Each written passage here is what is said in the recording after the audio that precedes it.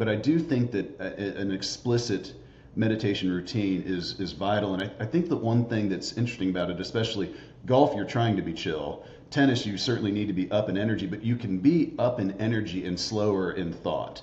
And the thing that I got wrong whenever I was in my 20s playing professional golf was I thought that meditation was about having no thoughts. And if you were thinking, then you were failing at it.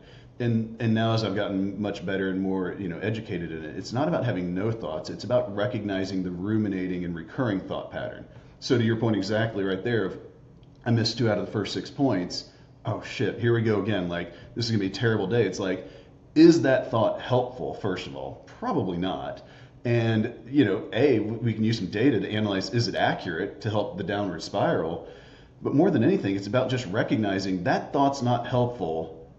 Just kind of laugh at it. And again, I used to hate the cliche that sports psychologists say, just imagine yourself taking that thought and placing it on a raft and watching it float down the river. But at the end of the day, that's correct. And so Sam Harris, who has the Waking Up app, which I have all of my players use, it literally, I've been doing this for a long time, and it finally just clicked with me, honestly, just like a month ago. One of his meditations that he always has is he'll just be like, listen for sounds. And so like right now, my air conditioner just kicked on. I didn't know that sound was about to come. It did. I heard it, but then also I didn't keep thinking about it. And so what he's trying to do is get you to recognize sounds just pop in and out of your head. And this is where it gets a little esoteric, but thoughts just pop in and out of your head too. Like it's a very extreme idea of it is you're not the thinker of your thoughts. You're really not. As much as we want to have ownership and everything, you didn't think whatever you just thought. It did just pop in your head. Now you can actively try to think something. I get it. But the negative thing, you most likely didn't intend to think that.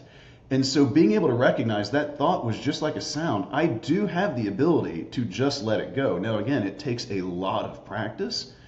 And I think that's why most people don't carry forward with meditation is they don't see any results for a month, 3 months, maybe even a year. But eventually it starts clicking and you'll finally figure out, like one day it'll click where you'll have something that happened that normally would have pissed you off. And it just won't. Or you'll recognize, does getting mad help me in this situation? That answer is almost always no.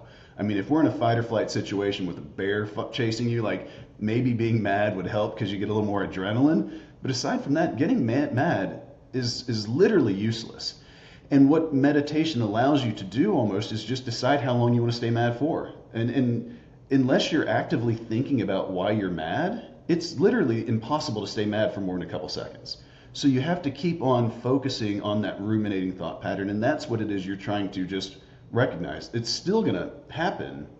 You're just recognizing that it's happening. I mean, Sam's got a great quote where he says, if someone walked in the front door of your house and just followed you around narrating what you're saying to yourself, like it's literally nothing different. It is nothing different than you just talking to yourself constantly.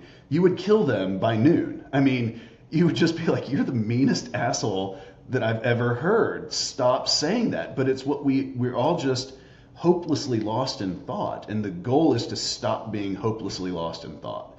And again, I don't care what sport it is, that's happening to you.